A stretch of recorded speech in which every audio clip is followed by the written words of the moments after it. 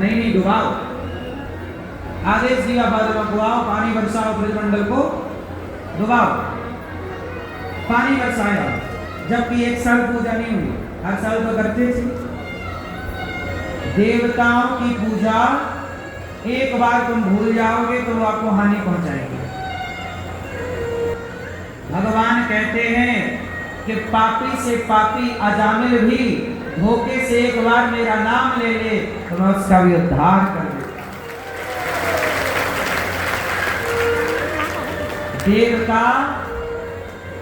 देवता अपनी पूजा ना होने से नाराज हो जाते हैं, वो गलत फल दे सकते हैं, पर भगवान कभी अपने भक्तों को गलत परिणाम।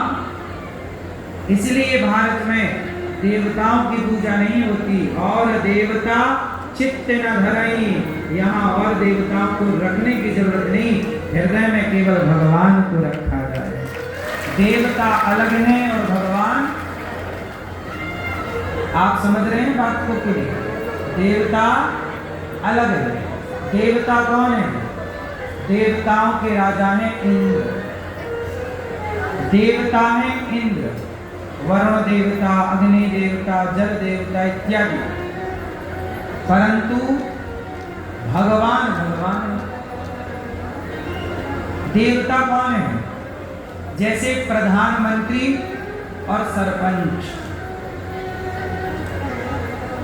कितनी दूरी है दोनों में? बोलो, कोई बराबरी है? सरपंच और प्रधानमंत्री, इन दोनों पदों में कोई समानता है? उत्तर दो। नहीं। सरपंच हजारों हो सकते हैं और है भारत में, हर गांव का एक सरपंच है। सरपंच समझते हो ना आप लोग? पार्षद ले लो, हर गांव में एक सरपंच होता है। सरपंच हजारों हो सकते हैं भारत में, पर प्रधानमंत्री एक ही रहेगा। देवता 33 करोड़ हो सकते हैं, पर भगवान एक ही रहेंगे। तो ये देवता को सरपंच जैसे और भगवान तो प्रधानमंत्री के जैसे। सरपंच से लड़ाई हो गई तो सरपंच ने तुम्हारी गली का पानी काट दिया।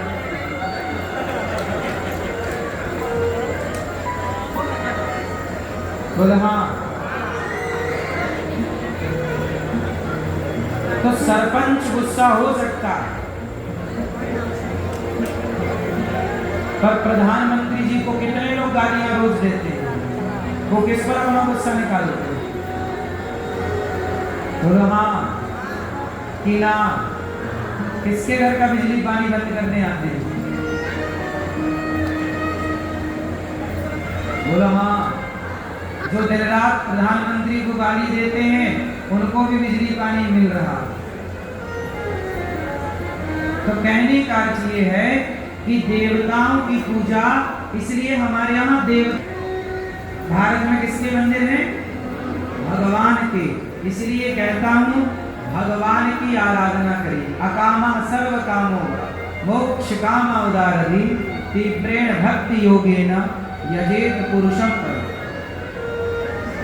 किसी की उपासना करोगे तो देवताओं के पास एक पावर है। यदि आपने इसकी कामना के लिए इस देवता की पूजा की तो वो देवता केवल वही फल दे सकता है, पर भगवान को सब कुछ देने की सामर्थ्य है। सरपंच के पास कितना पावर है? केवल एक गांव का होगा, पर प्रधानमंत्री के पास पूरे देश का पावर है। ऐसे ही भगवान के पास पूरे ब्रह्मांड का पावर है। अच्छा, मैं आपको एक चीज और क्लियर करूं। देवता और भगवान नहीं है 33 कोटि। कोटि मतलब प्रकार भी कुछ लोग अर्थ करते हैं, करोड़ भी करते हैं। तो करोड़ ही सही है, क्योंकि हमारे यहाँ सबको गिना जाए। हमारे यहाँ तो सांप को भी देवता मानते हैं, नदियों को देवी, समुद्र को देवता, तुलसी देवी, वृक्ष देवता, ये सारे देवता माने जाएं तो 33 करोड़ ही। बोलो हाँ। लेकिन भगवान कितने हैं? जोर से जोर से एक। एको ब्रह्म द्वितीयो नास्ति, ईश्वर एक है। वो भगवान का नाम क्या है? उन भगवान का नाम है श्री कृष्ण, श्री राम, श्रीमन्नारायण। चाहे आप उन्हें कृष्ण नाम से पुकारिए, चाहे आप उस परमात्मा को राम नाम से पुकारिए, चाहे विष्णु के नाम से पुकारिए, चाहे हरि के नाम से पुकारिए, चाहे आप करिए, बात एक ही। वो परमात्मा एक है, एको ब्रह्म द्वितीयो नास्ति। लेकिन एक बात यहाँ समझने की है कि भगवान एक है, पर भगवान के अंग 5 हैं। अब जरा यहाँ और थोड़ा सा क्लियर कर लो, बात पूरी समझ में ज्ञान होए तो पूरा होए, ना होए तो ना होए। तो पूरी ज्ञान की ओर चलते हैं। भगवान एक है, फिर से बोल दो एक बार, ईश्वर। लेकिन उस ईश्वर के अंग 5 हैं। बात समझ में?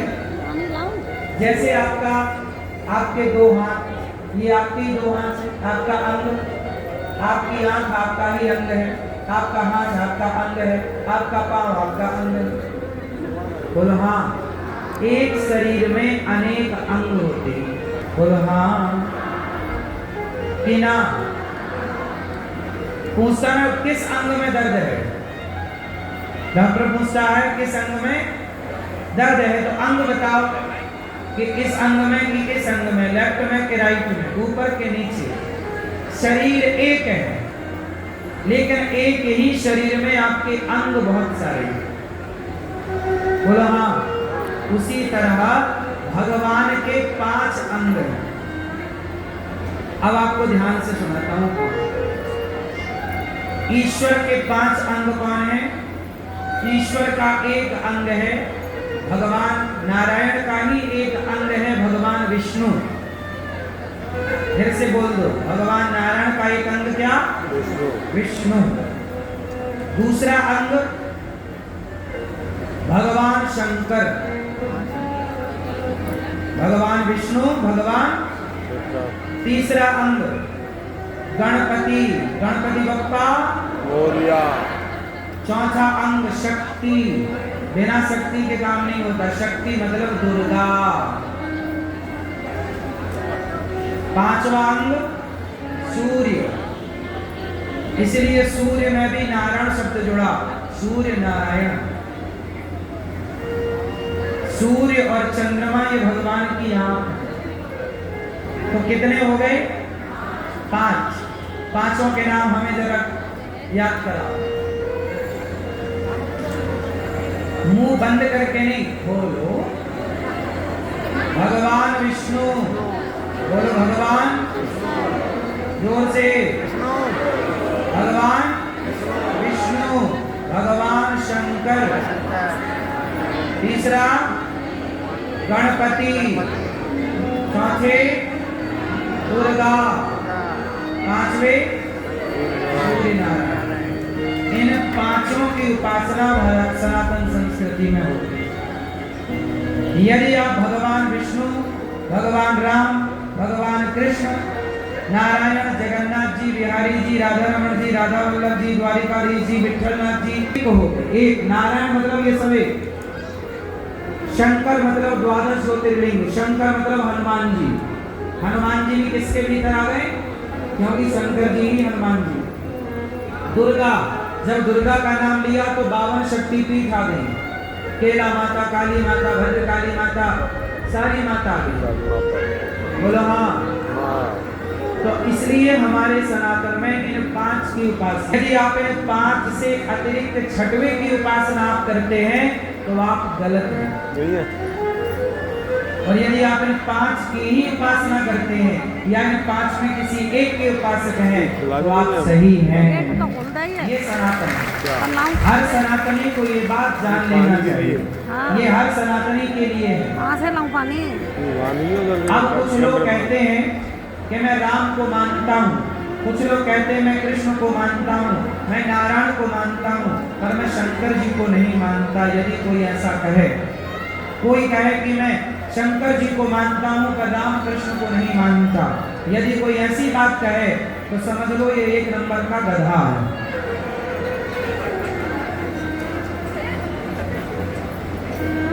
एक नंबर का क्या है? गधा। सनातन धर्म का मतलब है आपको सनातन का पूरा नॉलेज होना चाहिए।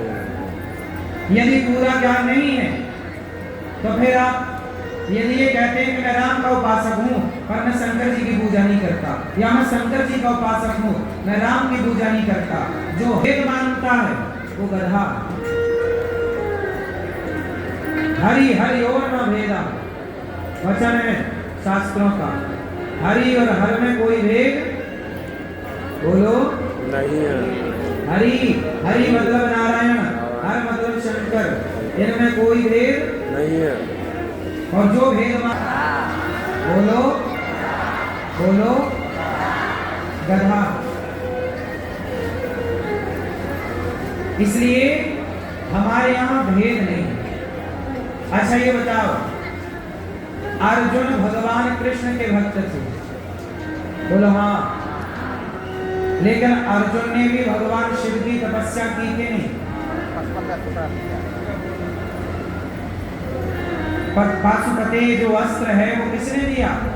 शंकर भगवान कृष्ण ने ही कही कि अर्जुन ये अस्त्र पाना है तो शिव जी की आराधना करो।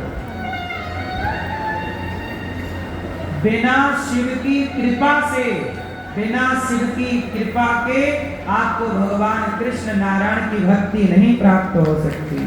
इसलिए शंकर जी कौन है? वैष्णवानाम यथा। भगवान के सबसे बड़े भक्त कोई हैं तो शंकर जी। भगवान के सबसे बड़े भक्त कोई हैं तो शंकर जी।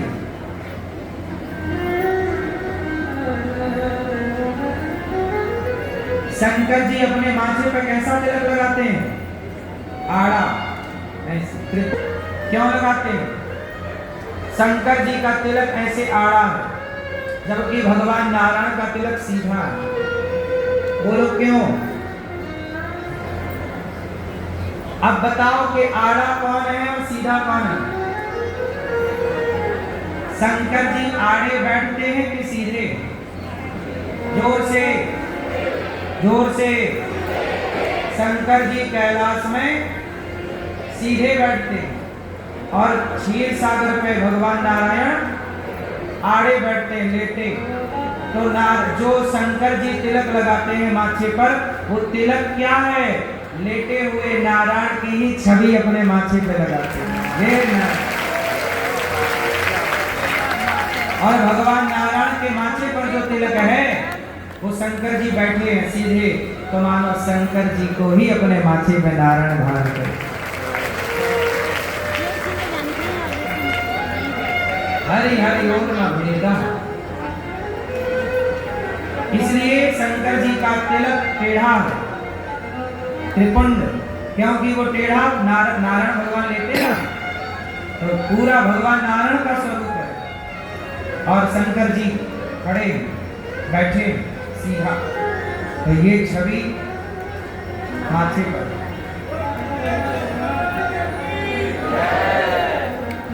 पर कुछ लोग हैं जो भेद मानते हैं। अच्छा भेद क्यों मानते हैं? क्योंकि गधे। और इन गधों को कैसे समझाओ? इसलिए तनिक भी भेद मानना पाप है। को बड़ छोट कहत अपराधी। जो छोटा बड़ा माने वो अपराध। इसलिए सच्चा सनातनी वही है कि जो राम कृष्ण नारायण शिव जी दुर्गा और सूर्य और गणेश जी में अपनी आस्था रखते, सबके प्रति आस्था रखते सब में। क्योंकि हमारे यहाँ कोई भी शुभ काम होगा तो पहली उपासना गणेश जी की। अब आप कहो जी मैं गणेश जी को नहीं मानता, तो तुम गधे हो। गणेश जी को क्यों नहीं मानोगे? कोई भी पुराण उठा लो, कोई भी स्मृति उठा लो, अधिकांश स्मृतियों में गणेश जी की वंदना पहले। सूरदास जी कृष्ण के भक्त हैं। बोलो सूरदास जी किसके भक्त हैं? लेकिन सूरदास जी भक्त कृष्ण के हैं, पर पहली वंदना किसकी करते हैं? सूरदास जी की ही आरती है ये। जय गणेश जय गणेश जय गणेश देवा, माता जगती पार्वती पिता महादेव। ये किसने लिखा? सूरदास जी। एक दंत दयावंत, ये किसने लिखा? सूरदास जी। अब सूरदास जी जबकि कृष्ण के भक्त हैं, पर स्तुति किसकी कर रहे हैं? गाइए गणपति जगवंदन शंकर सुवन, तो गाइए। तो गणेश जी और तुलसीदास जी किसके भक्त हैं? राम के।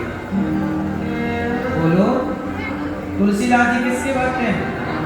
पर तुलसीदास जी राम के भक्त हैं, पर वंदना गणेश जी की कर रहे हैं। आप अपने को सनातनी कहते हो, पर आप गणेश जी को नहीं मानते, आप शंकर जी को नहीं मानते, भगवान नारायण को नहीं मानते, दुर्गा को नहीं मानते। यदि आप सूर्य भगवान को जल नहीं चढ़ाते, बिहार में तो सूर्य भगवान की सबसे बड़ी उपासना होती है। छठ पर्व क्या है? छठ पर्व क्या है? सूर्य भगवान की ही उपासना है छठ पर्व। धरती का सबसे बड़ा और सबसे कठिन व्रत कोई है तो छठ पर्व सबसे बड़ा है और कठिन है। जहां सूर्य की, जहां उगते और डूबते सूर्य की आराधना होती है छठ में, छठ पर्व में। बोला हाँ, 3 दिन से चालू हो जाती है, उगते और डूबते सूर्य का प्रणाम 4 बार। मध्य सूर्य की भी उपासना होती है, बीच में 12 बजे सूर्य भगवान, इसलिए हमारे यहाँ त्रिकाल संध्या होती है 3 बार।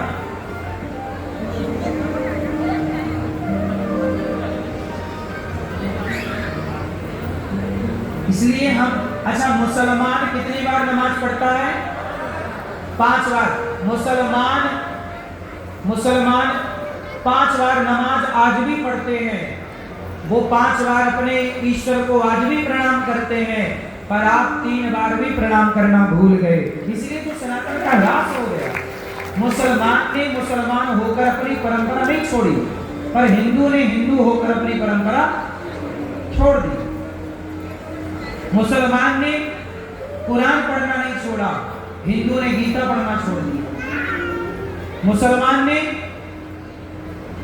मदरसा जाना नहीं छोड़ा, हिंदू ने गुरुकुल जाना छोड़ दिया। मुसलमान ने टोपी लगाना नहीं छोड़ी, लगाना छोड़ दिया। इसलिए मुसलमानों के वामन देश हैं